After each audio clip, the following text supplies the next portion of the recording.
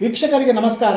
ಇದು ಪಂಪಕವಿಯ ವಿಕ್ರಮಾರ್ಜುನ ವಿಜಯಂ ಕಾವ್ಯದ ಚತುರ್ಥಾಶ್ವಾಸದ 11ನೆಯ ಪದ್ಯ. ಆ ಪದ್ಯ ಹೀಗಿದೆ: ಸೆಣಸುಳ್ಳು ದುರ್ಥರಂ ತಡ್ತಿರಿಯದೆ ಚತುರಂಬೋಧಿ ಪರ್ಯಂತಮಂ ಧಾರಿಣಿಯಂ ತಾಂಪೋಗಿ ಬಾಯ್ಕೇಳಿಸದೆ ಮುನಿಜನಕ್ಕಿಷ್ಟಿ ವಿಘ್ನಂಗಳಂ ಧಾರುಣ ದೈತ್ಯರ್ಮಾಡೆ ನೀಡಿಲ್ಲದೆ ಸಲೆ ಚಲದಾಟಂದು ಕೊಂದಿಕ್ಕದುರ್ವಂ ಗುಣಮುಂಟೆಂದುಂಡು ಪಟ್ಟಿರ್ಪನ್ ಅಣಮೆ ನಿರುದ್ಯೋಗಿಯಂ ಭೂಪನೆಂಬರ್.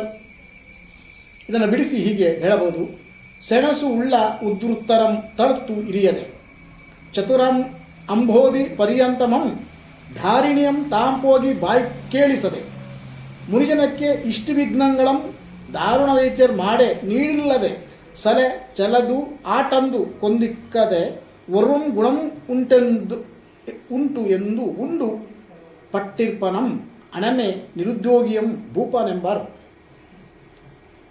ಅಂದರೆ ಇಂದ್ರಪ್ರಸ್ಥ ನಗರಿಯಲ್ಲಿ ಹೀಗೆ ಪಾಂಡವರು ಸಂತೋಷದಿಂದ ಇರುತ್ತಿರಲು ಒಂದಿನ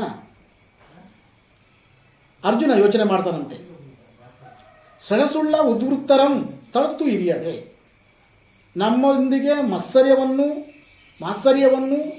ಉಳ್ಳಂತಹ ಉದ್ವೃತ್ತರಂ ದುಷ್ಟರನ್ನು ಅಹಂಕಾರಿಗಳನ್ನು ತಳತು ಇರಿಯದೆ ತಾಗಿ ಕೊಲ್ಲದೆ ಆ ಮೂಲಕ ಚತುರಂಬೋಧಿ ಪರ್ಯಂತಮಂ ಧಾರಿಣಿಯಂ ತಾಂಪೋಗಿ ಬಾಯಿ ಕೇಳಿಸದೆ ಆ ಮೂಲಕ 4 ಸಮುದ್ರದಿಂದ ಪರಿವೃತವಾದಂತಹ ಭೂಮಂಡಲವನ್ನು ಹೋಗಿ ನಾವು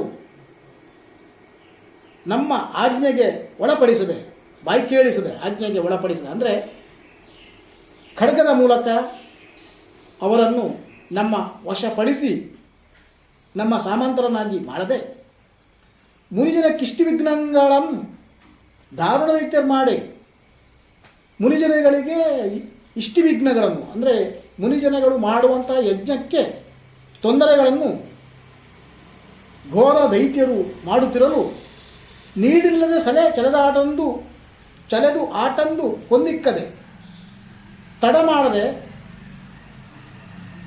ನೇರವಾಗಿ ಹೋಗಿ ಮೇಲೆ ಬಿದ್ದು ಅವರನ್ನು ಕೊಂದು ಇಕ್ಕದೆ ದೈತ್ಯರ್ ಮಾಡೇ ನೀಡಿಲ್ಲದೆ ದೀರ್ಘಕಾಲವಾಗಿ ಇರದೆ ಅಥವಾ ಯೋಚನೆ ಮಾಡದೆ ಸಲೆ ಅಂದರೆ ಒಂದು ಅವ್ಯಯ, ಅದು ಚೆನ್ನಾಗಿ ಚಲದ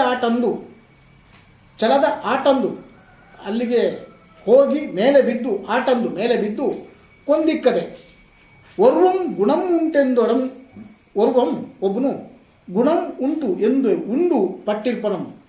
ಹೀಗೆ ಮಾಡದೆ, ಅಂದರೆ ರಾಜರಾದವರು ಮತ್ಸರವುಳ್ಳಂತಹ ಮಾಂಡಳಿಕರನ್ನು ಅಥವಾ ವೈರಿರಾಜರನ್ನು ತಾಗಿ ಕೊಂದು ಇಡೀ ಭೂಮಂಡಲವನ್ನು, ಅಂದರೆ 4 ಸಮುದ್ರದಿಂದ ಪರಿವೃತವಾದಂತಹ ಭೂಮಂಡಲವನ್ನು ವೈರಿಗಳಿಲ್ಲ ಎನ್ನುವ ಹಾಗೆ ಮಾಡಿ ತಮ್ಮ ಆಜ್ಞೆಗೆ ಒಳಪಡಿಸದೆ, ಹಾಗೆ ಮುನಿಜನರ ಯಾಗಕ್ಕೆ ತೊಂದರೆ ಕೊಡುವಂತಹ ರಾಕ್ಷಸರನ್ನು ಅವರು ತೊಂದರೆ ಕೊಡ್ತಾ ಇರಲು ತಡ ಮಾಡದೆ ಹೋಗಿ ಅವರ ಮೇಲೆ ಬಿದ್ದು ಕೊಂದು ಈ ಯಜ್ಞವನ್ನು ಸಾಂಗವಾಗಿ ನೆರವೇರುವಂತೆ ಮಾಡದೆ ಒಬ್ಬ ಗುಣಮುಂಟೆಂದು ಉಂಡು, ತುಂಬ ಗುಣವಂತನೆಂದು ಉಂಡು ಪಟ್ಟಿರ್ಪನಂ, ಸುಮ್ಮನೆ ಉಂಡು ಮಲಗುವರನ್ನು ನಿರುದ್ಯೋಗಿಯರನ್ನು ಭೂಪ ರಾಜ ಎಂದು ಯಾರಾದರೂ ಹೇಳ್ತಾರೆ ಎಂದು ಯೋಚನೆ ಮಾಡಿ ಎಂದು ವಿಜಿಗೀಷು ವೃತ್ತೋದ್ಯುಕ್ತನಾಗಲ್ ಬಗೆದು. ಹೀಗೆ ಯೋಚನೆ ಮಾಡಿ ಮುಂದಿನ ವಚನ ಇದೆ, ಅದು ಸಣ್ಣ ವಚನ, ಅದನ್ನು ಇಲ್ಲನೇ ಮುಗಿಸ್ಬೋದು. ಎಂದು ವಿಜಿಗೀಷು ವೃತ್ತೋದ್ಯುಕ್ತನಾಗಲ್ ಬಗೆದು. ವಿಜಿಗೀಷು ವೃತ್ತ ಅಂತಂದರೆ ದಿಗ್ವಿಜಯವನ್ನು ಕೊಳ್ಳುವ ಮನಸ್ಸುಳ್ಳವನಾಗಿ ಯೋಚನೆ ಮಾಡಿ ಬಗೆದು ಮುಂದೆ ಏನು ಯೋಚನೆಯನ್ನು ಮಾಡಿದ ಎನ್ನುವುದನ್ನು ಪಂಪ 12ನೇ ಪದ್ಯದಲ್ಲಿ ವಿವರಿಸುತ್ತಾರೆ.